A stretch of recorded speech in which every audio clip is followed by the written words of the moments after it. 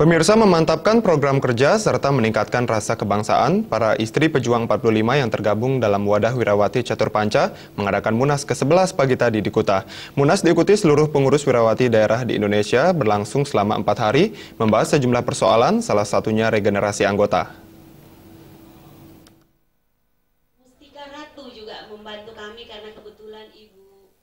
Munas Wirawati ke-11 ini membahas sejumlah persoalan, di antaranya upaya meningkatkan semangat cinta berbangsa dan bernegara, ADART lembaga, serta regenerasi anggota.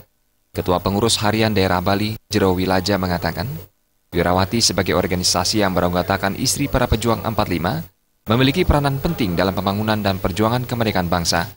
Hal ini tentunya terus dijaga dan ditingkatkan, sehingga rasa cinta tanah air tetap terjaga.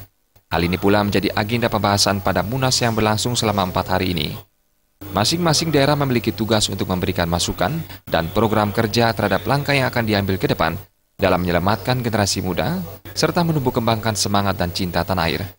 Selain mengenai pengurus dan regenerasi anggota, yang tidak kalah pentingnya dibahas dalam kegiatan ini, yakni peranan kaum perempuan untuk turut serta membangun bangsa. Mengembalikan lagi jiwa-jiwa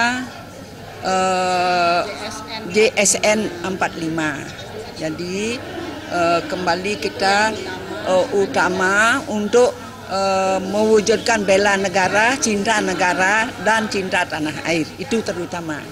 Nah, sekarang dengan adanya Munas ini, kembali kita nanti untuk mengembalikan semangat dan jiwa nasional 45 kepada generasi penerus di dalam rangka mengisi kemerdekaan ini.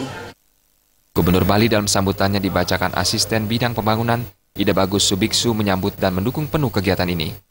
Hasil Munas Wirawati Catur Panca diharapkan dapat memberikan kontribusi bagi pembangunan moral bangsa yang saat ini perlu ditingkatkan.